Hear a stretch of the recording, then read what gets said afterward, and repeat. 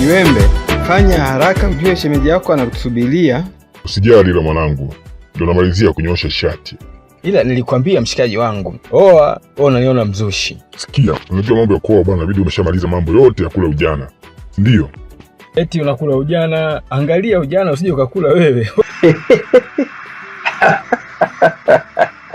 Baba, kupata mke siku hizi ni kazi.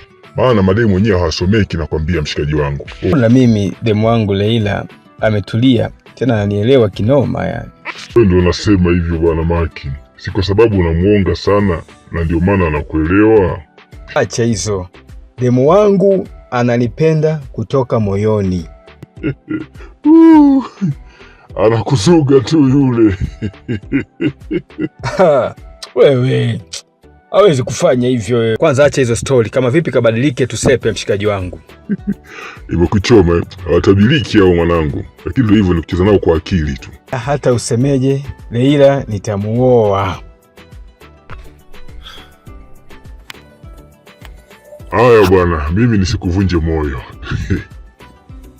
Kwa nini amesema hivi? Ina maana ni kweli mademu wote wanasumbua?